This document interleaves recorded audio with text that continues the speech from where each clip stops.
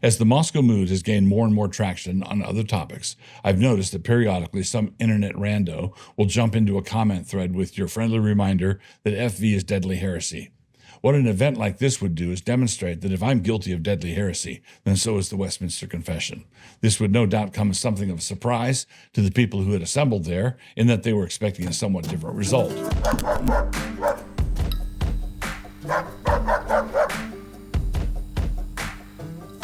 Slander is as slander does. There were any number of things about this clip from a larger interview that were objectionable, but I would like to start with the one that is simply screaming for attention first.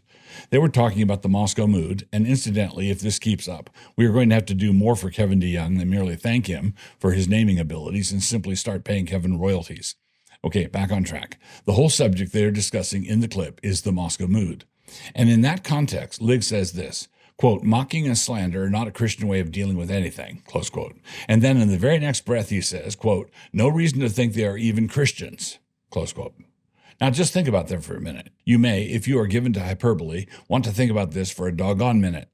So we have a disagreement over the limits that Scripture sets on polemics. We believe that we have provided detailed argumentation from Scripture in writing for the stance we have taken and for the practices we follow. Others differ, which is to be expected. Now, in light of that disagreement, on various occasions, we have repeatedly offered to sit down with our critics in order to discuss these matters, hashing them out the way brothers should.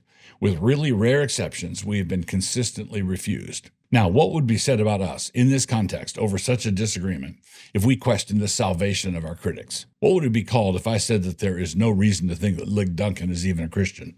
That's right, it would be called slander, because that is exactly what it would be. My forehead gets hot just thinking about it. But Duncan transitioned from a condemnation of mocking and slander straight into a slanderous accusation. We are not Christians because of extra zesty adjectives. No, he might say it is not the mockery by itself that causes him to say these things, but rather the slander. The slander would be the problem. To which we would reply, and this would seem to be germane, what slander?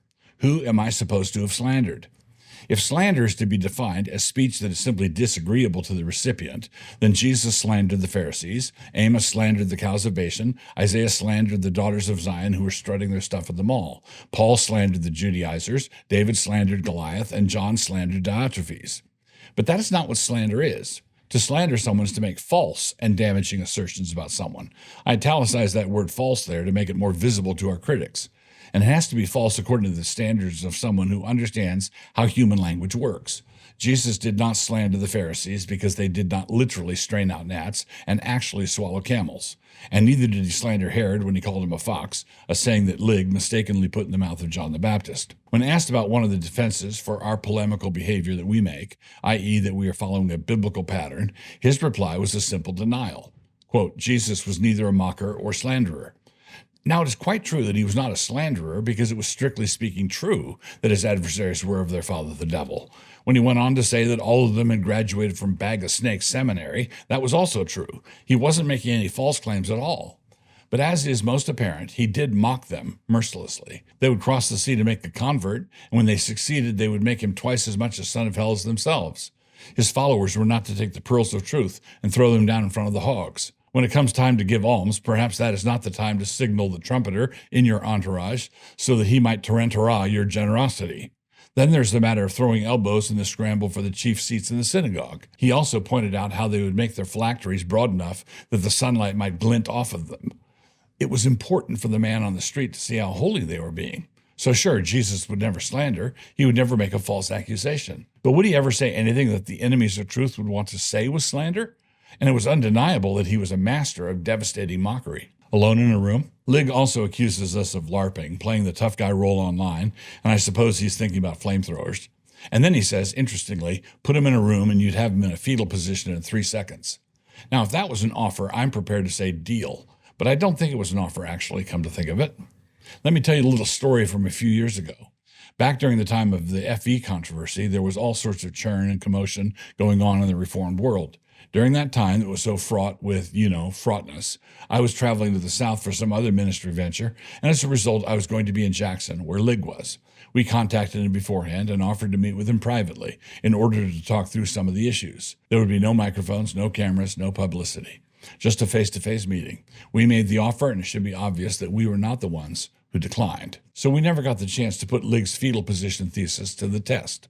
But I can say that we were willing to try it out, and he, for some reason, was not willing to try it out.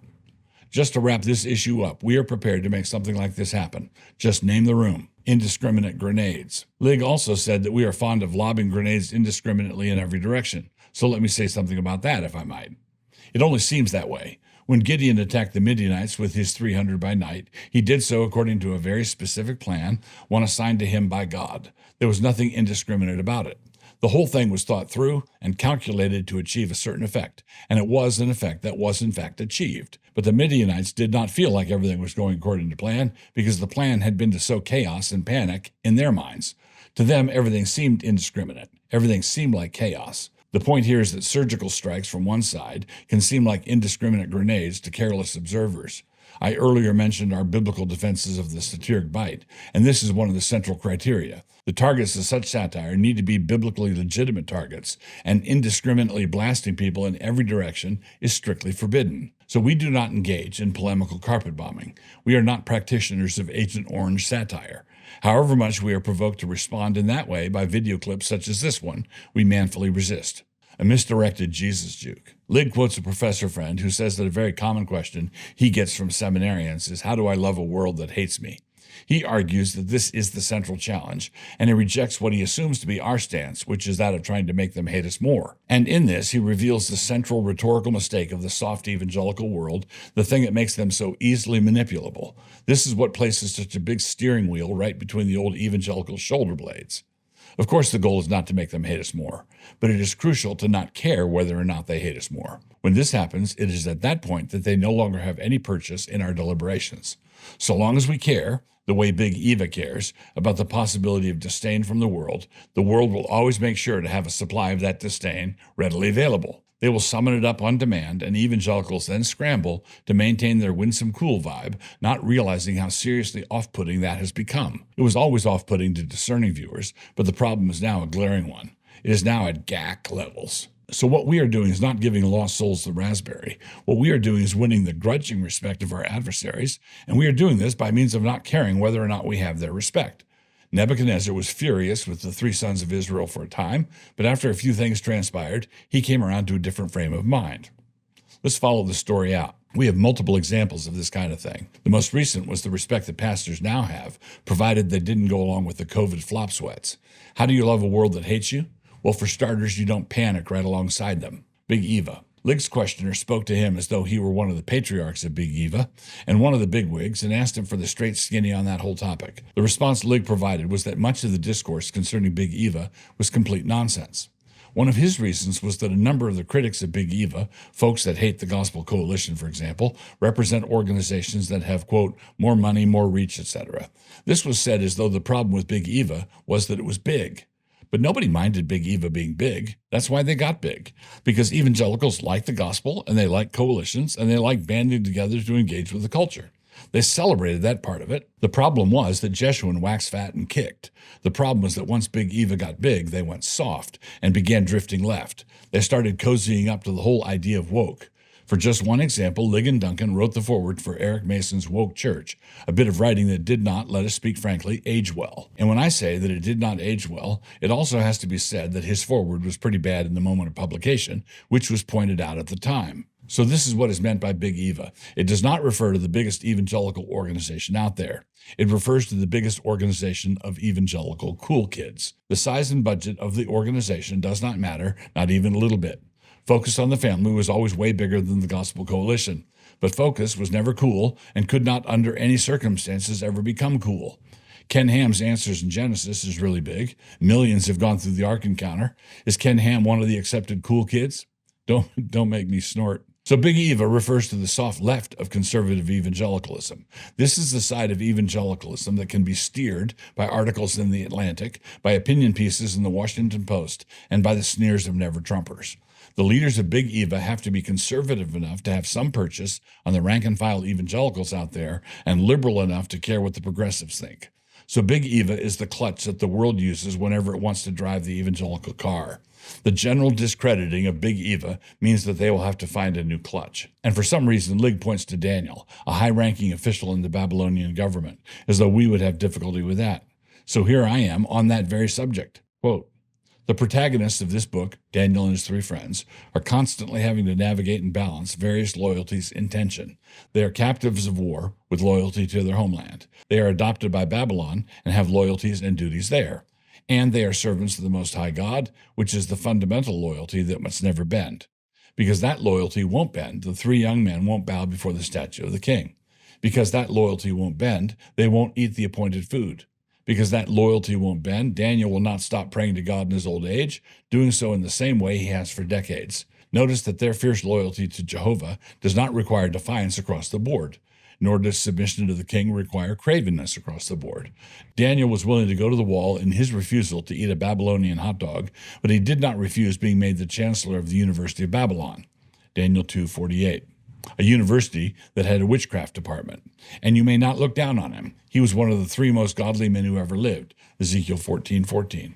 Surveying the text, Daniel. Sounds FV. In a passing reference, Ligg also questioned our doctrinal soundness. Our theological views were suspect, he said, on church, gospel, fidelity. He said there were problems at each of those levels. His tone was serious, his intimations dark. I know what we should do. This would not be the quiet room fetal position experiment, but something more like a public debate setting. But it would be a different kind of debate. Let's set a time and place, and Ligg and I would both bring an unmarked copy of the Westminster Confession of Faith. Every member of the audience would also be given a copy of the Westminster Confession of Faith as they come in. The format would be this. We would alternate asking each other questions about the confession. The questioner would read a passage and ask the other for his understanding of that passage, and then to say whether or not he affirms it. As I've noted elsewhere, there are lost valleys in the confession that no white man has ever seen. And incidentally, this would be a good place to note that in my review of Woke Church, linked above, I pointed out how chummy Ligg was with suspect understandings of the Dekai word group, so long as the weirdness was coming from a black guy speaking for the marginalized. And yet, somehow, he's not chummy with me, one who is of Scottish descent, and who wears the Westminsterian understanding of the Dekai word group around my neck like a feather boa, like they do in the Highlands. No comprendo, as we bilingual people sometimes say. As the Moscow mood has gained more and more traction on other topics, I've noticed that periodically some internet rando will jump into a comment thread with your friendly reminder that FV is deadly heresy. What an event like this would do is demonstrate that if I'm guilty of deadly heresy, then so is the Westminster Confession. This would no doubt come as something of a surprise to the people who had assembled there, in that they were expecting a somewhat different result. But these are the sorts of things with which we should learn to roll. I trust it would be a most informative evening. As the chaos of our time unfolds, our leaders have been entirely routed by the agitated and the anxious. These emotional tyrannies manifest themselves in various ways, in local libraries, HR cubicles, elder meetings, and at your Thanksgiving dinners. Maybe at 2 or 3 Thanksgiving dinners. In this new book, Joe Rigney seeks to recover the nerve of old that steadied leaders to make tough calls, the nerve that braces them when sabotage comes, because it will. Sabotage always comes. The nerve that has more fun than its enemies. Cheer up, there's no way out but through. But in order to get through, a map is going to help. This book is kind of a map.